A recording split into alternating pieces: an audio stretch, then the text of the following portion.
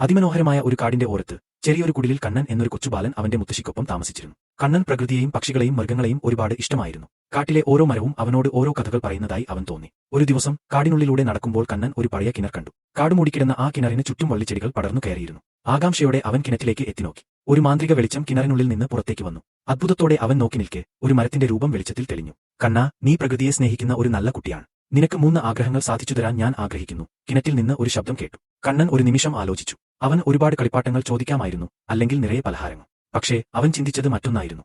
ആദ്യത്തെ ആഗ്രഹമായി അവൻ പറഞ്ഞു, ഈ കാട്ടിലെ എല്ലാ മരങ്ങൾക്കും ആവശ്യത്തിന് വെള്ളം ലഭിക്കണം, ഒരു മരവും ഉണങ്ങിപ്പോകരുത്. അവന്റെ ആഗ്രഹം സഫലമായി. കിണറ്റിൽ നിന്ന് തെളിഞ്ഞ നീരുറവ കാടിന് മുഴുവൻ ജീവൻ നൽകി. രണ്ടാമത്തെ ആഗ്രഹം, ഈ കാട്ടിലെ എല്ലാ ജീവികൾക്കും എന്നും സമാധാനത്തോടെ ജീവിക്കാൻ കഴിയണം. ആർക്കും ഒരു ഉപദ്രവവും ഉണ്ടാകരുത്. പെട്ടെന്ന് കാടൊന്നാകെ ശാന്തമായി. മൃഗങ്ങൾ ഭയമില്ലാതെ പരസ്പരം അടുത്തുനിന്നു. മൂന്നാമത്തെ ആഗ്രഹം പറയാൻ അവൻ ഒരു നിമിഷം നിർത്തി. ധനിക്കുവേണ്ടി ഒന്നും ചോദിക്കാതെ അവൻ പറഞ്ഞു, ഈ ലോകത്തുള്ള എല്ലാ മനുഷ്യർക്കും പരസ്പരം സ്നേഹിക്കാനും സഹായിക്കാനുമുള്ള നല്ല മനസ്സ് ഉണ്ടാകണം.